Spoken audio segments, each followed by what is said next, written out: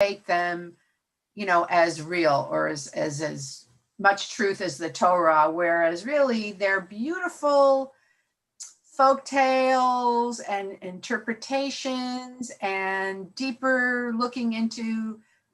Midrash is always based on something in the text. Like it doesn't just come out of the pie in the sky. They find a word or a sentence or something, and then these wonderful writers of Midrash go into the flights of fancy and beauty, and they're very interesting, and they all teach something usually.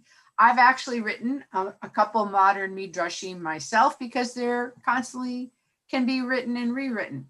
So I thought we would look at some of the Midrashim that I didn't even hear of all of them, so I think you might really enjoy them, and I'm going to share my screen, and I'm going to start at the second half of the story because there are less of them and then go back.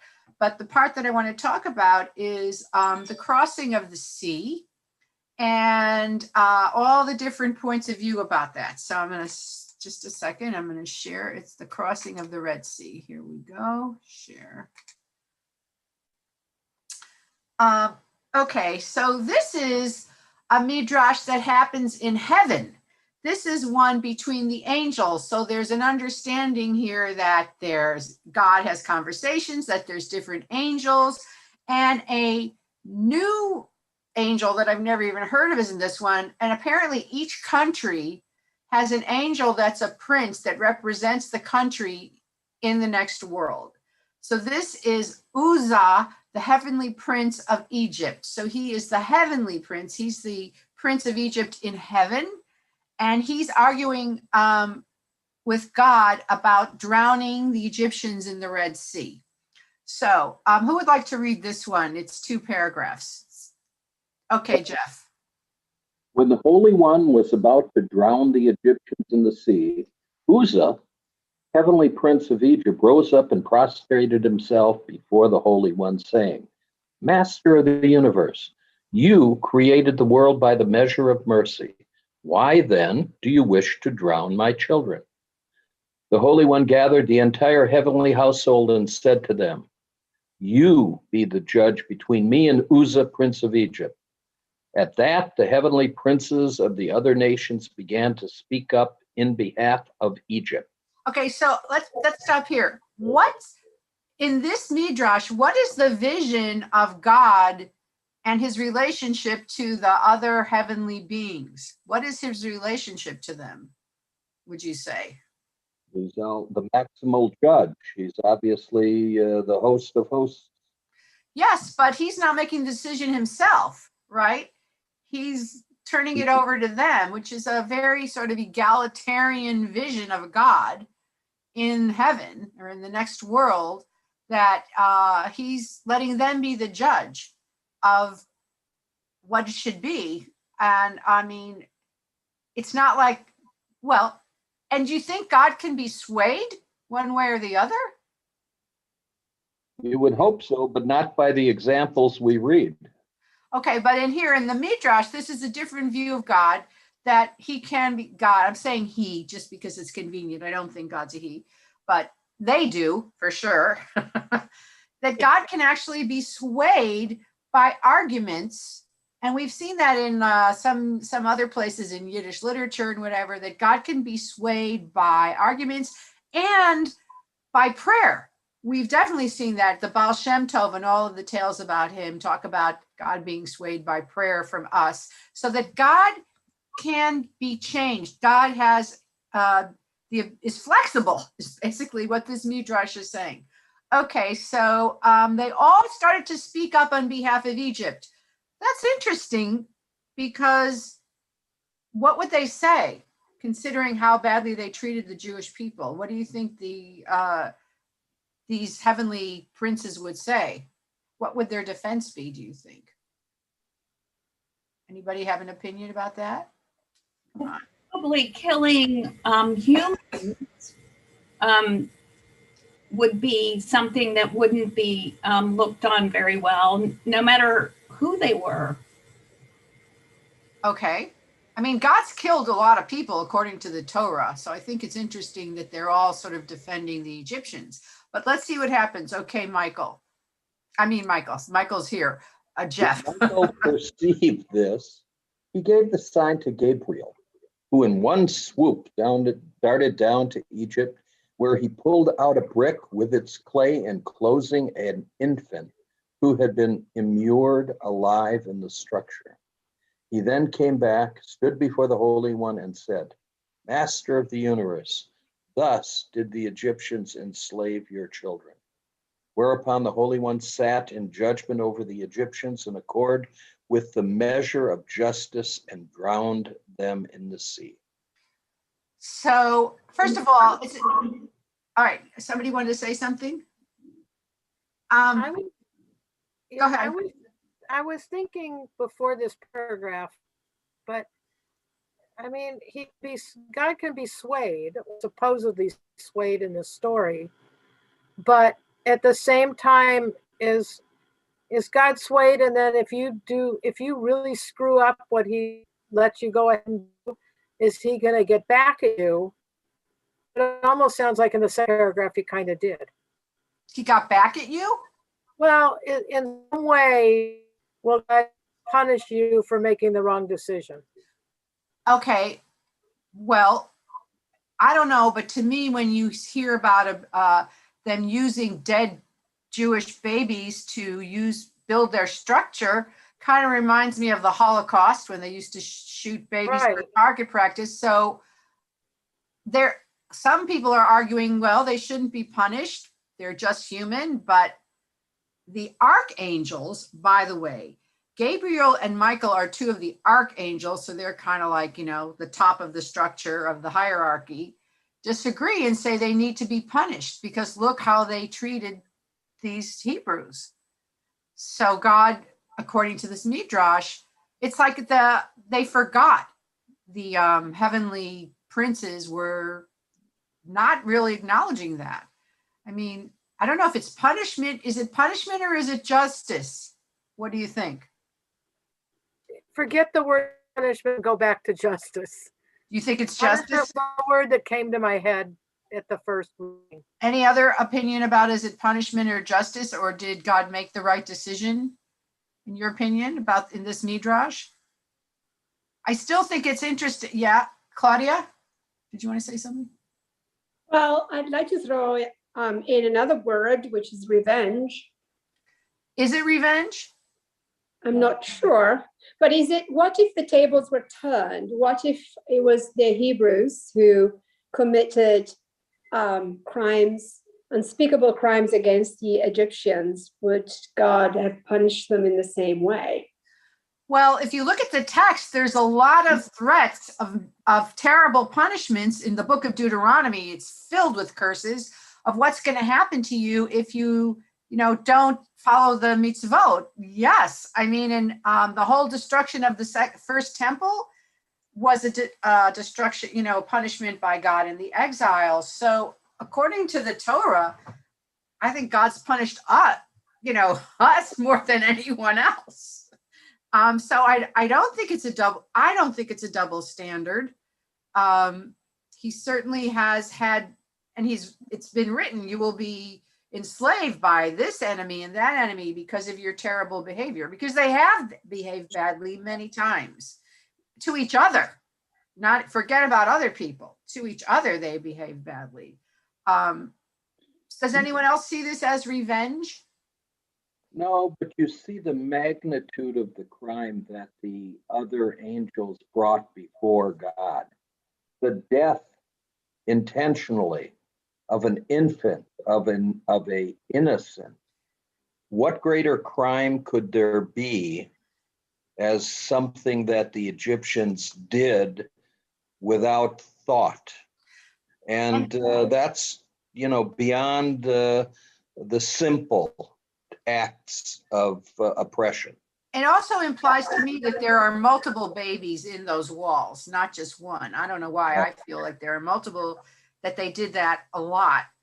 And because sometimes we do just say, oh, the poor Egyptians, but we don't really, I myself too, and I don't necessarily focus on what they did and the enslavement and the level of slavery that according to the story, we're talking about within the context of the story, they endured. So that's, any other comments or questions before we continue on this one? Okay, so here's another one, and this is about the Red Sea. And this is about Nachshon, but it tells we know, a lot of us know, oh, there are people entered the waiting room. How do we let them in? Hannah, can you let people in? Yeah, I'm letting them in now. Okay, thank you. This is also, it's the tradition to read this story, the story of the crossing of the Red Sea, particularly on the 7th day of Pesach, and tomorrow happens to be the 7th day of Pesach. So it's the Torah portion too.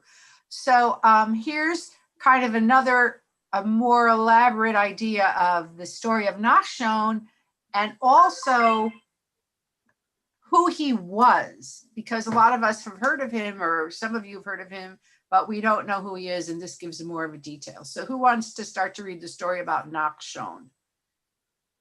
I can. Okay. On the 7th day after the children of Israel left Egypt, they reached the Red Sea. It was a moment of great suspense. The children of Israel stopped at the waters of the Red Sea, while Pharaoh with his huge army was sweeping across the desert in hot pursuit.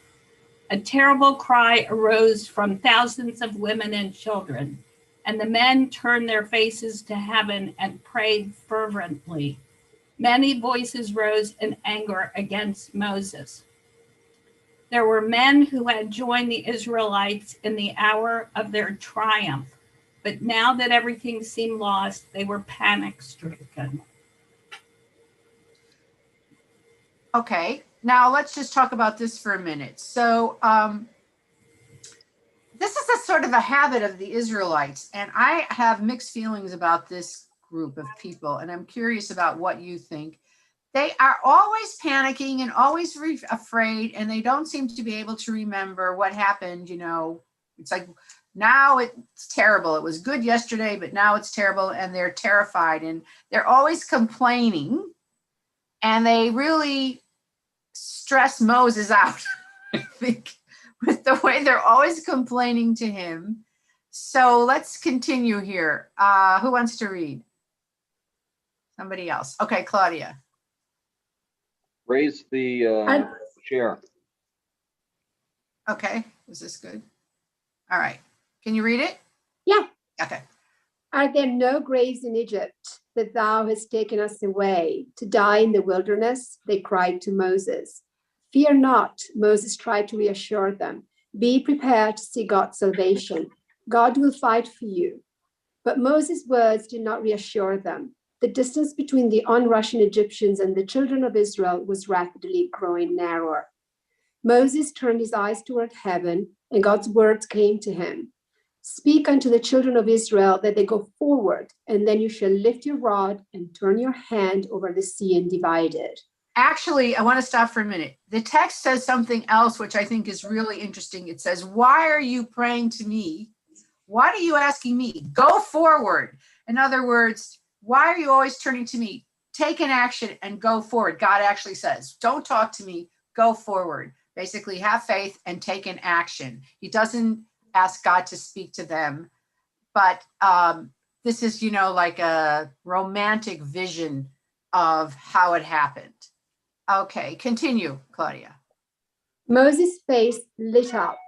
Into the sea, he cried, God will divide it for you. But the children of Israel hesitated. The waves were beating against the shore. Moses felt a deep pain in his heart. Will my brethren fall in this emergency? Won't they show absolute faith in God's words? But the next moment he heard a splash and saw how Nachshon, the son of Aminadab, jumped into the sea. Okay, so now this next part is something I have never heard before till I read this midrash that I found really interesting. So just read this next paragraph. No sooner did Nachshon's feet touch the waters of the Red Sea than the waters split into 12 lanes, one for each tribe, and the children of Israel rushed down to the bed of the sea. It was dry and hard, so easy to walk on after struggling to walk on the sands of the wilderness. And there's another midrash that says that there was like glass or crystal, and they could all see each other through the waves, through these 12 lanes, walking across together, and they could see each other. And there was this amazing sight. So they're building on this, image, and there's even more. They even go deeper into it, but let's just finish about Nachshon. Go ahead. Who was this brave man? Nachshon, the son of Aminadab, was the prince of the tribe of Judah. He was a great grandson of Judah, Jacob's brave son, whose courage was an inspiration to his brothers. Okay. Nachshon, the son of Aminadab, was a worthy descendant of Judah and a worthy prince of his tribe. He was greatly honored and beloved by all the children of Israel. And when the Mishkan was set up on the first day of Nisan in the following year, that's the tent, he was the first to offer his sacrifices. Okay, so let's go further. Here's like the vision of it. Who else would like to read? Somebody else. Nan, you want to read? From Jubilantly, the children of Israel, right here. But you're muted. Jubilantly, the children of Israel were crossing the Red Sea, and wonder of wonders, on each side of them the mighty waters of the sea piled up like crystal walls and formed a ceiling over the heads, so that they were passing through tunnels which God had carved out for them in the sea. The pillar of fire lit up their passage, and they could see each other through the clear walls of water. The bed of the sea was dry and smooth, and the children of Israel walked on with ease. Here and there, sweet water sprang forth from the walls of the seawater on either side, so that if anyone was thirsty, he could easily refresh himself. By the time the last of the children of Israel was out of the sea, the last of the Egyptians had entered the sea. At that moment, God caused the walls of water to collapse, and all the Egyptians were swept and drowned. Only King Pharaoh was spared, but he wished he had been drowned too, for nothing but misery awaited him. So why do you think, why do you think, I'm going to stop share for a minute. And why do you think they had to beautify and glorify this midrash even further? Why do you think? I mean, I don't have there's no right answer, so I'm asking your opinion. It strikes me, it's a pretty amazing miracle as it is, but they really beautified it. And there's another midrash that I'm just going to tell you, we're not going to read, that they said that when they walked through the paths, there were trees and orchards growing on the dry land, and birds were singing. And there's a tradition, an ancient tradition, that on the part, when you read this Parshat, the Song of the Sea, this crossing, you feed birds. It's a day to feed all the birds and put out bird feed and everything.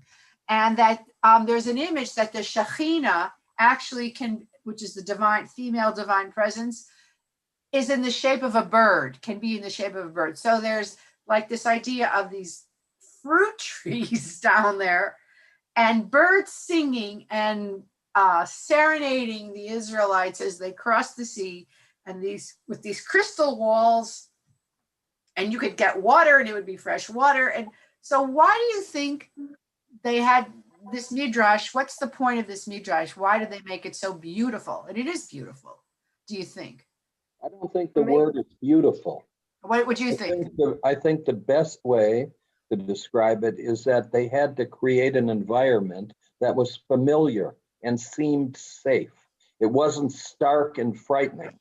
So that having common things around you, a vineyard, a fruit tree, whatever, was familiar enough to assuage their emotional stress of where they were, of looking up and seeing these tremendous destructive walls of water. They looked forward, they saw what they expected to arrive at, and were safe in their environment. That's interesting. Any other opinion about? I agree with Jeff, because they definitely made it less dramatic. Isn't the original Nachshon story that he walks into the water and then comes up to his waist and then to his chest and then to his knee. And everyone is like, oh my God, it's going to drown. And then eventually when it's up to his nose, the waters part, right? So this is like much sweeter and more enticing, as in, look, have faith and look what beautiful things happen. Okay, Susan Ehrlich? Yes, I think we can't take it literally, obviously. I think these are all, No, it's not literal. These are all metaphors. And what are the metaphors? I mean, I think of like the Song of Songs too, although some take it literally also. But the creation of the Jewish people there. And there are, I guess, intimations of Shalom Haba too. Olam Haba. Yeah, I said Shalom. Well, it is Shalom too. And interestingly, they're all symbols of women too. The dove of peace and of fertility. They're all really beautiful symbols, I think. A metaphor of right. We don't take it literally, of course, and I agree with you, but I do think it does hint at paradise or the next world or heaven, and also like the natural world is serenading the Jewish people, welcome to a world of freedom. But the crystal, walls and seeing through, and I mean, that's sort of miraculous and awe-inspiring. You're walking through and you can see everybody's in their own lane, but you can see all the way across, all the Jews crossing at once. It's so powerful. It lifts you, you know what I mean? It kind of just lifts you up and you go, wow, that really was they want to make sure that we realize what an important event this is. And as I agree with Susan when she said, it's kind of like their birth canals. You know what I mean? They're transforming as they walk through from slaves to being born into the nation of the Jewish people. This is their kind of birth. And birds are singing and it's beautiful. And there's this canopy and they're coming out the other side transformed. Panina. You're muted. Okay, can you hear me now? Yeah. Okay. All right. We have to remember that only 70 people went down to Egypt. Right. From the house of Jacob. So those were the Israelites. How many came out? 600,000. Okay. Now, the story, I had a rabbi who was my teacher in Cleveland. And he said that there is a reason why they went out in the middle of the month when there was a full moon and they could see where they were going. So Moses decided that this is the best way to go. Now, all those midrashim, those are like if stories. Of course. I don't like if questions. I like something that I can kind of like make sense to me. Okay, to glorify what happened there, it's because there was a transformation of 600,000 people that watched to see this miracle of crossing the Red Sea. I agree with you. Yeah. My teacher's opinion was that Moses knew the desert. He lived there when he ran away in the first time. Right. There was a reason why they left in the middle of the month. It was a full moon. They saw where they were going. And also when the full moon is on, there is a tide that makes the water recedes or come back or overflow again. And he did us a diagram. I talked about it last week when we talked about this section. He made a diagram that it didn't have to be crossed right straight in the middle. You can cut it through the edge, kind of like toward and get to the other side. And the tide is not going to overcome you. But exactly. Yes, that's totally correct. But the Midrash has another purpose. Yes, and the Midrash is to show that the ones who weren't Jewish all of a sudden were witnesses to what can happen to the Jewish people, that God was with them all the time. Pharaoh didn't succeed getting them. So that alone was because of a very big transformation in their attitude toward Moses and whatever it is that's happening to them. Yes, Whoever was I agree. Okay, I want to stop for a second. I agree with you, but we're looking at the why. It's powerful as it is, but to glorify it to such a degree is to, it's also to make the Jewish, it's not just for the world to see, but it's for the Jewish people to have an emotional connection to this event in the future. This wasn't written at the time. This was written hundreds of times later. You know, they say, yeah, they say that the story of Noah, you know, and the Teva building the thing is compared to the stories of Gilgamesh. Right. Okay, so the Bible might have a lot of facts, yes, but because it was written by people later on, it becomes a part of it.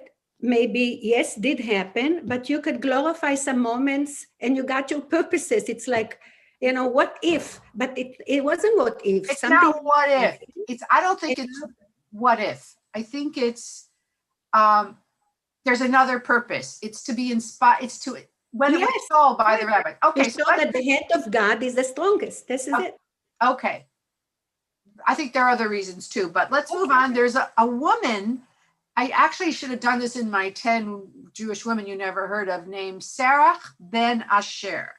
Sarah is a woman that is only mentioned a couple times in the Torah, like in a census. They say she came into Egypt. She was one of the 70 and married one other place, but there are all these incredible midrashim about her and that she lived for hundreds of years and that she had a lot of influence. I wanted to read about in Egypt and with Jacob. And so I want to share with you about Sarah because, okay, let's see if she's in this one, I think. Let me see.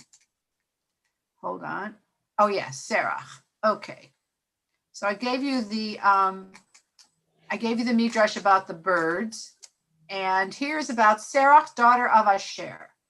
So Asher was one of the 12 original sons of Jacob. Asher was one of them. Asher is actually a pretty popular name now for kids. That's the name. My nephew, he's 5 years old. His name is Asher. It's become a very popular name again.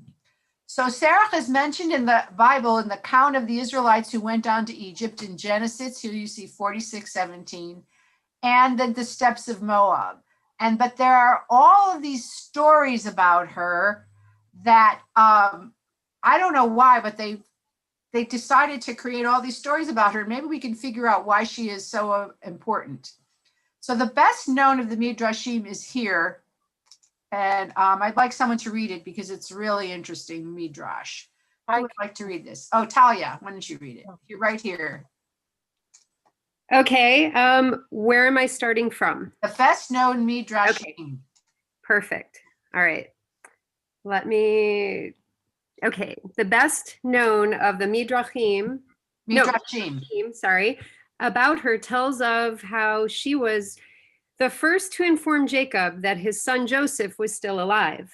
Fearing that the news would be too much of a shock for the old man, however, she informs Jacob while he is praying by playing a harp and singing in rhyme that Joseph is alive and living in Egypt and has two sons, Manasseh and Ephraim. So she would have said something like, Yosef Chai b'Mitzrayim. Mitzrayim is Egypt.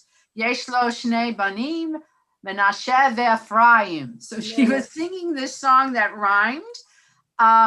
She has two sons. He's alive and living in Mitzrayim, and he has two sons, Menashe and Ephraim. And she was musical, and she had a beautiful voice. She was his granddaughter. So they said, "You, Sarah, go tell him," by singing it to him. And he says to her, "May you live forever and never die." And from that, they decided she never died. And she lived this, and she actually, so they're saying she went into Egypt with, Jacob and came out of Egypt with the Israelites 400 years later. She was still alive. So, okay, read a little more, Talia. Okay. Right here, according to this Midrash. Oh, okay. According to this Midrash, Serach, is that how you pronounce it? Yeah. Serach was eventually permitted to enter heaven alive, something achieved only by Enoch. Is that right? Yeah. Enoch, Elijah, Eliezer, servant of Abraham, Jonah, and scant few others. Keep going. When Moses appeared to the elders of Israel, they went to Serach to confirm that he was truly the Redeemer. She recognized him by the code phrase, God has surely remembered, Exodus 3:16 and 4:31, that had been passed down, according to the Midrash, from Abraham to Isaac to Jacob and to his sons. At that stage of the slavery in Egypt, there was no one else who knew the authenticity? Knew the authenticity of these code words as authentically as her. These are the same words that Joseph speaks on his deathbed, Genesis 50:24. So this is the thing. There was a code word that meant that you were sent by God. And so only Serach knew it hundreds of years later. So they went to her. When he showed up and said, I am here to, is he the real thing? They went to Serach. So she had this power. She was still alive. She never died because she was blessed by Jacob. Okay, now this is another really cool one. Would somebody else like to read? I will. Okay. Now, according to the Midrash, is that what you? No, Joseph makes his because brother. it was highlighted, but I'm going to ask something. Yeah. Do you have any ideas of why Enoch, Elijah, Eliezer, and Jonah were selected? I don't. Enoch, they said, lived like 1,000 years, or it's this Midrash. I don't know. And he's a big deal in the Apocrypha. I know. I should research it. I've never really. You don't have to, but then some of the choices. And Jonah ran away from his duty. Okay, so let me tell you this about Jonah. Okay. So when after the according to the Midrash, after the Egyptians were drowned, Pharaoh went wandering around, like a vagabond or a wandering beggar, and he ultimately reached where did Nineveh, and he became the king of Nineveh. And so when Jonah showed up, according to the Midrash, telling them that God, Adonai, had told them to repent, he knew that it was serious because he'd had that experience in Egypt. So he had everyone repent. And that's why everybody in Nineveh repented, and the king immediately did sackcloth and ashes, because that was Pharaoh from Egypt, and he now is very traumatized and has learned his lesson about the power of God. So that's one of the Midrashes. So I don't know if that elevates Jonah in any way, but you're right, he ran away. That's I think the whole story of Jonah is a Midrash, personally. Yeah, I would agree with you. I think that's a very good explanation. Okay, so read this one about Joseph. Okay, so Joseph makes his brothers swear that they will bring his bones from Egypt to be buried in the land of Canaan. The Midrash relates that Moses addressed himself to Serach when he wished to learn where the remains of Joseph were to be buried. Without Joseph's bones, the Israelites could not leave Egypt. So the Pharaoh had Egyptians put him in a lead coffin and had it cast into an underground flooded chamber of the Nile. This was an attempt to prevent the Israelites ever leaving Egypt.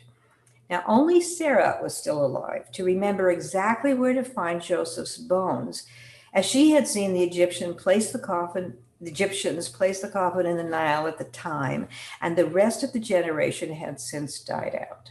And also, I'd also read another Midrash where she uttered something, some prayer or something, and the coffin jumped out of the water so that they could get it.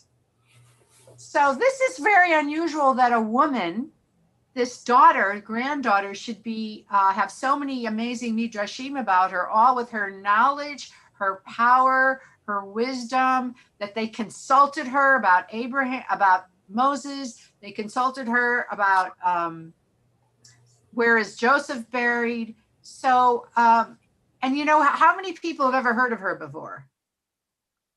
Yeah, Susan, of course, but she's, very obscure, usually not talked about, and yet and I don't know when these Midrashim were written, but they had a need I wonder what the need was to create these midrashim about Serach. So we can talk about that in a minute. Let's just read. There's like one more midrash about her. So who else would like to read about this last midrash? Somebody else. Okay, Merle. Is this where it starts with Joseph makes his brothers? No, another story in the Talmud. Oh, I see it. Okay. Another story in the Talmud relates that Rabbi Yochanan was discussing the parting of the Red Sea and wondered of what walls of water look like. There was a discussion in the house of study as to whether the sea took the shape of lattice work, brickwork. First of all, I love the Talmud. This is what they're arguing about. Was it lattice work or brickwork? I mean, what did it look like? Well, does it matter? It does. In the Talmud, everything matters. Okay. Well, that's true. At that moment, Sarah Bat Asher peered into the window of the study hall and attested, I was there. They were like lighted brick windows. Frank Lloyd Wright was there. According to another legend, Sarah lived till the tribe of Asher was exiled by, Shalmaneser the fifth. Went with them into exile and died there, nearly 1,000 years old. According to the legend, her grave is located at Pir Bakran, small town about 30 kilometers southeast of Isfahan. Which is in Persia. That's in Iran. Yeah. Right. The site consists of a small synagogue and a huge cemetery, which is probably 2,000 years old. Wow. And then the last thing is some consider her the guardian of Israel's communal memory. So I didn't see that. I'm sorry. That's okay. It was the last line. So it's like, what does these stories give us? These midrashim about Serach, do you think? What do they give us? I mean, the midrash always was written at a time when there was a need for a midrash to help people, whatever they were going through at the time. So what would these stories tell us? Talia, you're muted. You're muted. Hi, everyone. Hi. Hi. So I have, just going back to the splitting of the sea into the different tribal lanes. Yeah. And the full moon, for me, of course, I think it's that, the women knew that inbreeding was bad, and because they were giving birth to the babies and having to deal with the repercussions of that. So whatever the opposite of inbreeding is it like hitos? I can't remember the name of it. So to not encourage that, I'm sure that women would tell possibly stories to their children, and then those boy children are the ones that learned how to write. And so the women weren't given that ability to write. They could only do it through storytelling and song. So my feeling is that these are just ways to share that we need to split up, not because we're different, but to become to have that diversity in our gene pool. So that's just my personal feeling on that. That's interesting. That's very interesting. I like that. And what do you think what is the power of the Serach stories, do we think? I love the idea that she's the guardian of Jewish memory, that we remember that it's important to remember where you came from. It's important to recognize where we're going. It's important to consult wisdom, and women can even contain, but we know that, but women contain wisdom, women contain knowledge, and perhaps women were the repositories of a lot of information, because as you said, they told stories, so they held on to the stories when things were written down. Women, and the fact that she lived a 1,000 years and she was there as some kind of a nurturing mother figure through all of this is also very comforting, and part of that birth pangs image of going through the waters, is what you're saying, because these midrashim were not written at the time. They were written later, could be hundreds of years later, when, and so but I don't really know why she's so, I mean, this is my speculation. I haven't found, I know there are midrashim about her, but why she became so important? Maybe because she's, was the one, there must have been a girl who maybe talked to Jacob, and maybe there was someone who revealed, sang him a song. Yes. Well, could it be that if there was the, if women give life, if women carry the child and give, actually do the birthing process, and there was a goddess type of mentor, shall we say, maybe this is a way to preserve that, because I know that a lot of things have been stamped out in our culture in terms of our own wisdom, female wisdom carriers, right? So 13 used to be a lucky number, but then it got twisted to be a bad number because of patriarchy. They said, no, we want to, all the women that were burned at the stake were, a lot of them, knowing that sugar was bad, and yet the sugarcane fields were owned by men, and they're like, no, you're not going to stop our business. So they burned them at the stake and said they were witches because they practiced this, I've never heard that. That's interesting. Oh, yeah. So, I mean, what if this is something where the goddess was, stamped out, and the women were trying to keep her story alive? And then the boys hearing this, like the little sons hear this, and then when they get older and they're in their writing, this is how they're writing their history of fable or not fable, or stories of women, but a way to protect the women that were knowledgeable about herbs, knowledgeable about okay, but I think that's one thing, but the idea that she could have been a goddess at some point, and even an Egyptian goddess. Okay, so Merle, Susan, and then Jeff. Merle.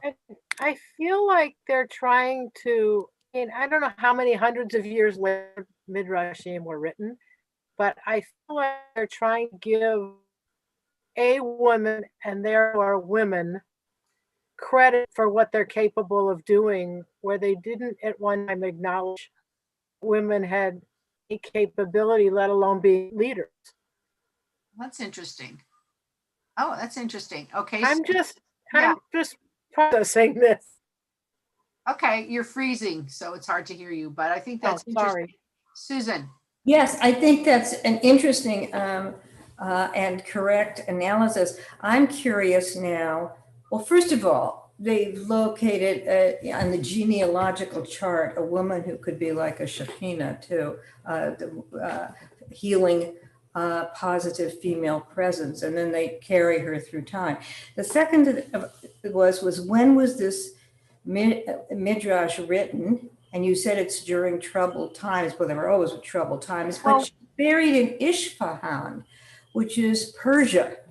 So there may be some connection to when this was written, because midrashim were written all over through the ages, weren't they? Well, we know if Sarah was, the story of the Talmud, that she peered through the window and said, I was there. So already in the time of the Talmud, early Talmudic times, she was known. Okay. So, but that's still, if 1,000 years between, the Exodus and Talmudic time, at least, could be longer, 1,200 years. So there was a lot of time to talk about Sarah, and I'm going to call on you, Penina, in a second. To what Talia said, there's proof that all the time that the Israelites lived in Canaan or in Israel, there was idol worship. There was goddess worship. They found thousands of little goddess Asherah, they called her, that they said was God's wife. Sorry about that, it'll stop. So it could have been some kind of a goddess that they incorporated in or something like that, but certainly there was a respect for women's power in the Canaanite religion that had to influence the women. Jeff. I think the important point of this is memory, period. I think that the entire survival of us as a Israelite race, unlike Rome or Greece or anything, depends on our constant looking backwards and our memory. and memory of what we are supposed to be, and what we are to do. The fact that we keep ourselves apart as the light to lead the rest of the world and the messenger requires memory. And certainly women are the repository of memory, as far as I know from my societal experience. They forget nothing because it's imbued in the emotional content of women, unlike men. Wow. Talia, you're giving us some very powerful information there. It's incredible. But I want to, wait, it just struck me that also it's a way of saying this really happened. Here's an eyewitness. Serach was there.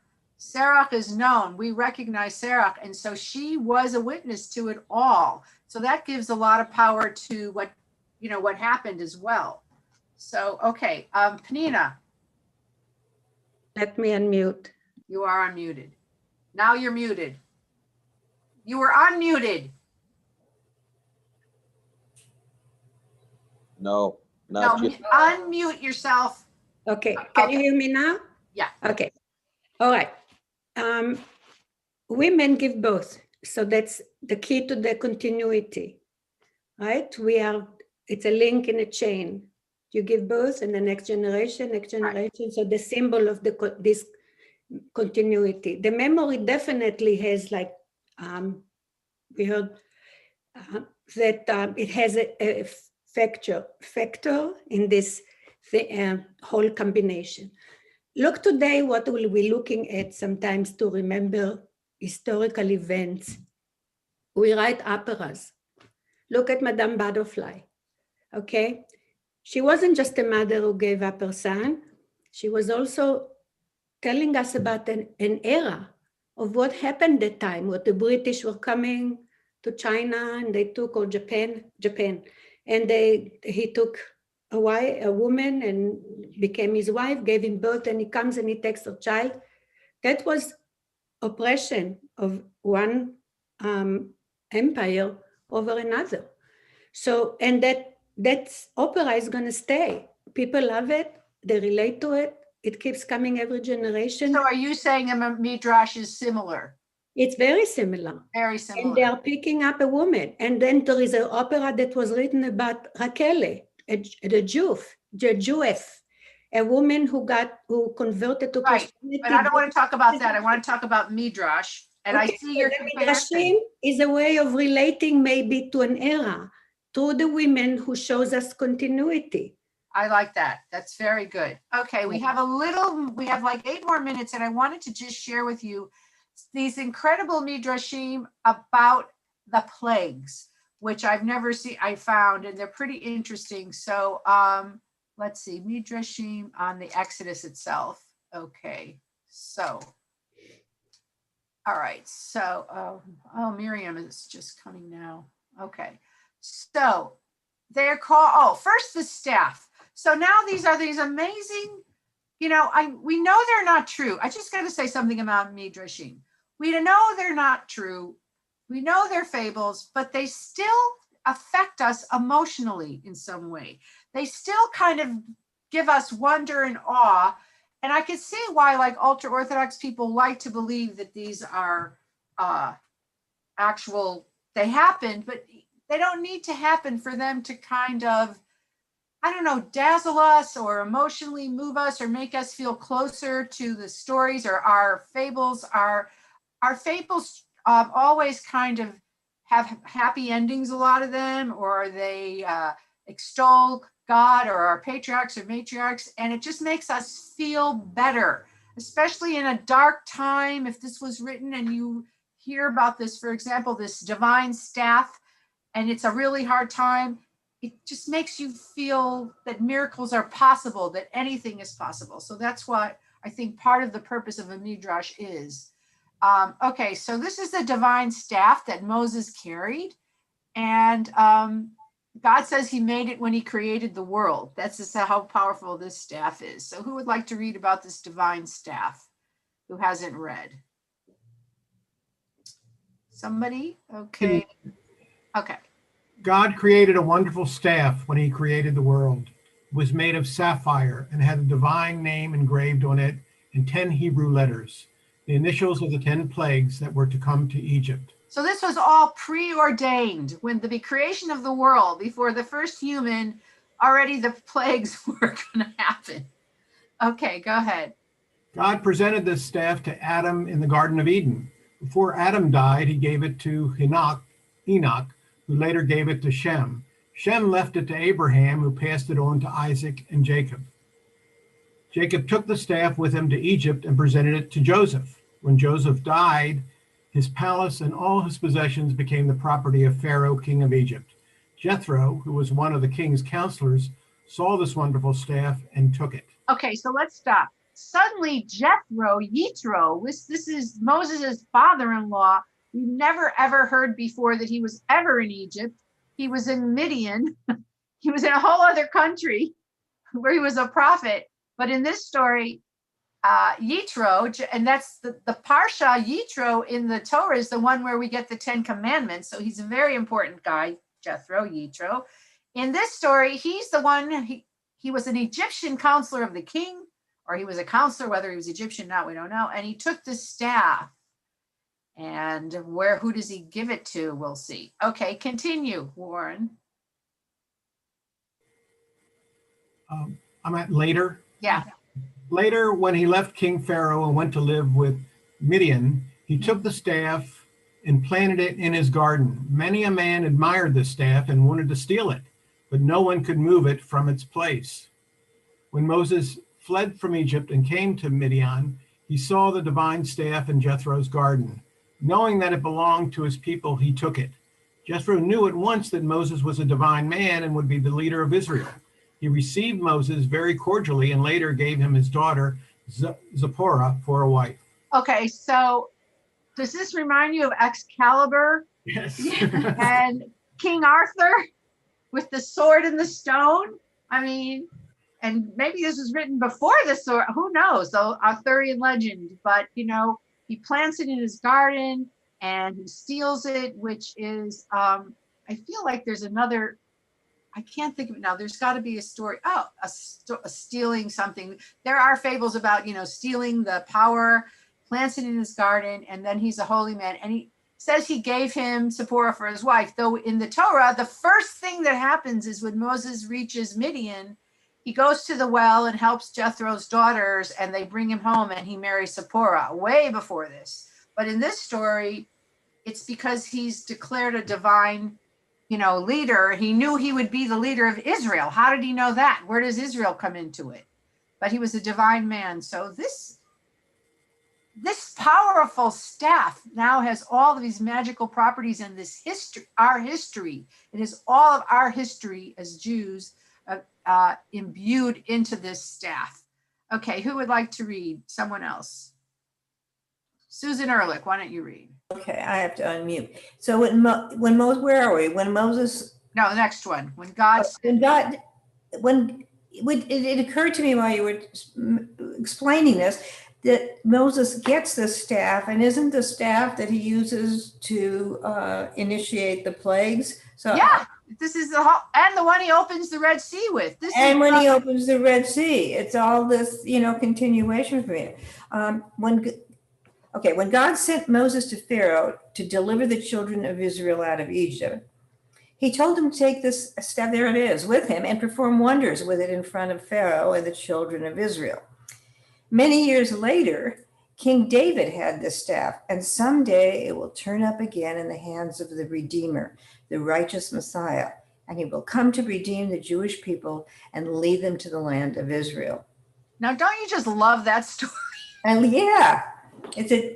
And then the staff becomes Jeff the caduceus.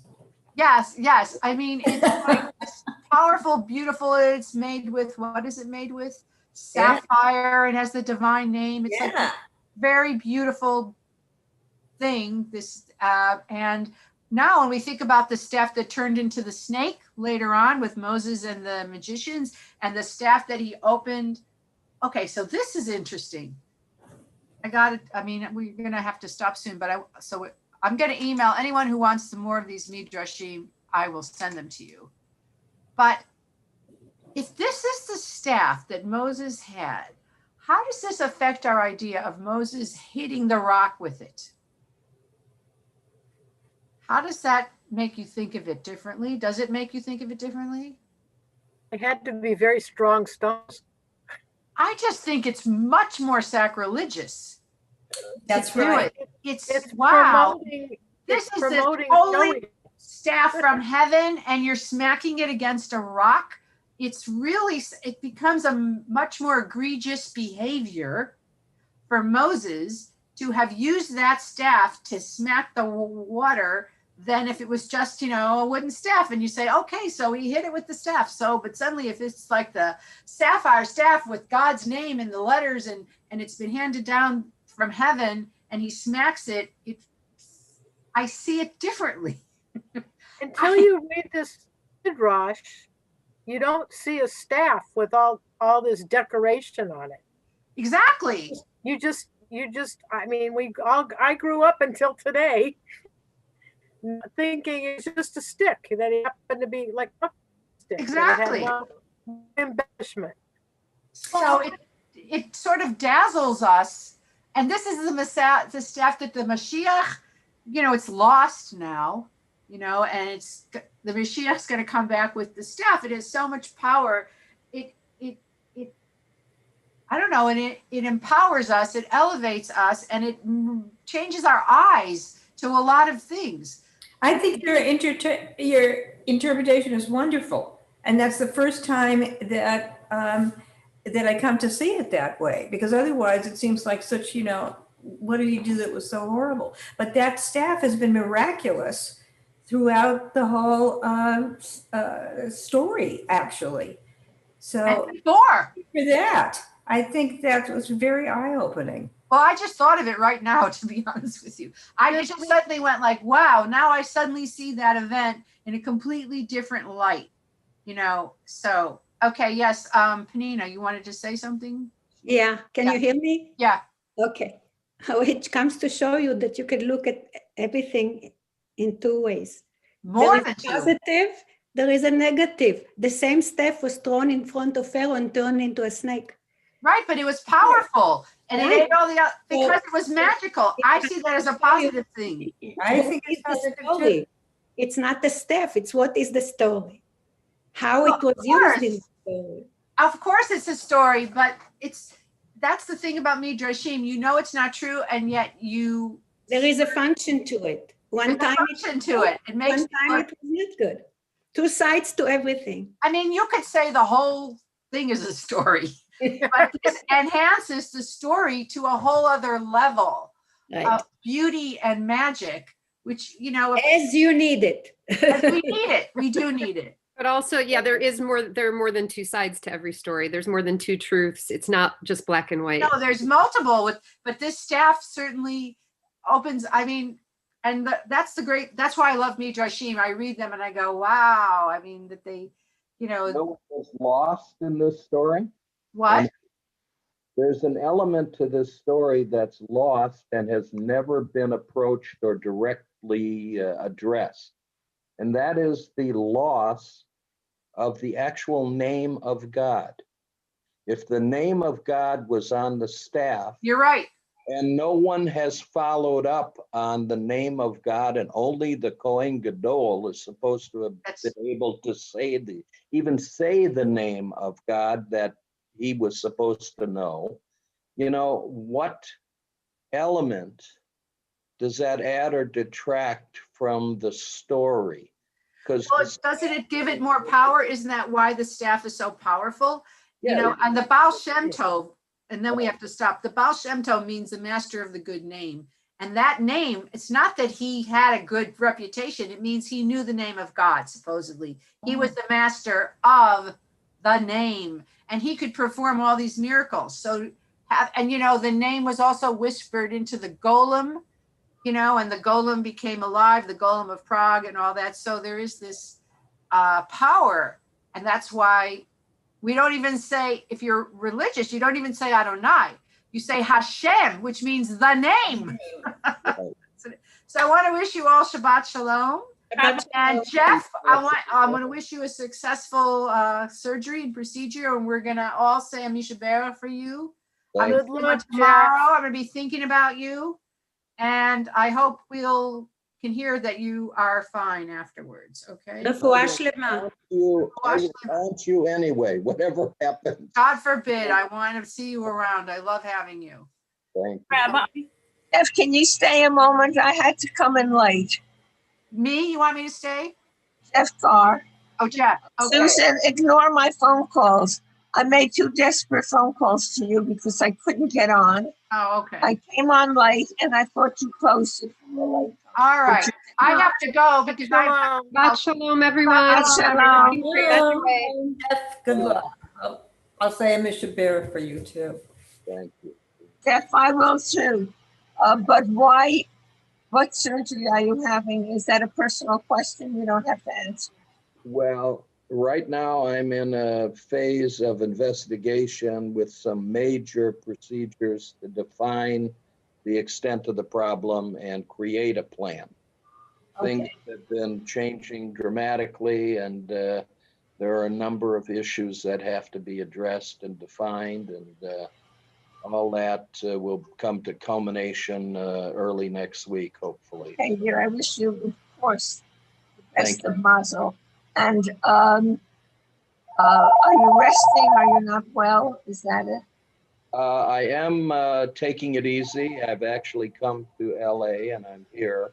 And I'm just going through the steps necessary to create a plan for whatever they're going to do. Okay. Well, whole good thoughts for you, Jeff. Yes. I'm also going Shabbat to make a shalom. Misha Bera for you. Thank Yeah. you. And next week, you get to tell us good news. Hope so. I hope I'm here. That's just one thing. Was this sudden, Jeff, or was it No. This is, coming along? yeah, this is 2 or 3 different systems that have been followed for a number of years and are reaching a point of limitations, and they have to be addressed at this point. Never think it. You're always so up and talkative and like you're in the best of health. So we surely hope that you will return to what you appear to be. Yes. You know, I'm absolutely beautiful on the outside, but the inside sucks. That's You are beautiful on the outside. Yes, you are. well, thank Where are you going? Which hospital or clinic? I am going to be at UCLA. I've had a number of department heads that I'm dealing with that have been in my position for a long time. And When are you going to the hospital actually? I'm going for some tests and some procedures starting on Monday. So I hope you'll be comfortable, painless, and everything will work out. you know, you guys are lucky in one sense. When you approach any procedure, you have limited knowledge. My problem is I have too much knowledge. Yes. Oh, The fear level is magnified 2 times, you know, from what the lay person would feel. that's interesting. That's something I have to manage. And you know what the hardest part is? Being a surgeon and trusting my hands. It's hard for me to trust the hands of other people. That's the problem. You know, you don't know their level of competence. You have to believe. You know, I know how capable I was as a surgeon. And when things were done, I wanted to do it because I know it would come out fine. But when you have to trust the hands of other people, when you have that experience, that's more difficult. So anyway, that's my story and I'm sticking to it. Okay, did we see that you're lying in bed? Yeah, And you're getting the necessary rest. Okay, and I mean this very sincerely, Jeff. If there's anything I can do, I am. You name it, and it's done in a half second. I appreciate that.